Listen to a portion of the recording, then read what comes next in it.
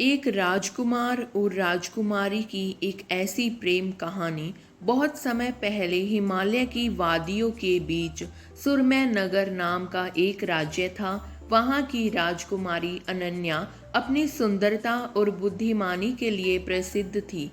दूसरे राज्य वीरपुर का राजकुमार अद्विक बहादुर और सच्चे दिल का मालिक था। दोनों राज्यों के बीच मेल मिलाप तो था, परंतु कभी मुलाकात नहीं हुई थी।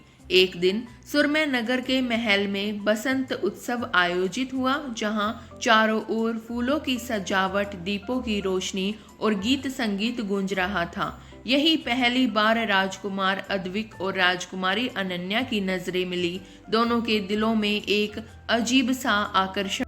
उत्सव के बाद राजकुमार अद्विक कुछ दिन सुरमय नगर में अतिथि के रूप में रहे। वह रोज राजकुमारी के साथ बाग में टहलते, कविता पढ़ते और संगीत सुनते। धीरे धीरे उनकी दोस्ती गहरी होने लगी। राजकुमारी ने महसूस किया कि अद्विक केवल वीर ही नहीं बल्कि दयालु भी है। वही अद्विक को लगा कि अनन्या केवल सुंदर ही नहीं बल्कि समझदार और साहसी।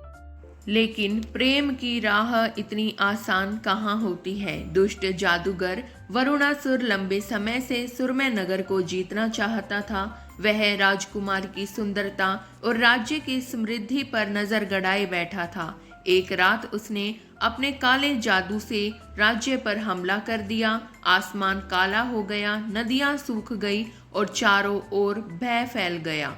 राजकुमारी को अगवा करने के लिए वरुणासुर ने अपने सैनिक भेजे। राजकुमारी को बचाने के लिए अद्विक ने तलवार उठाई।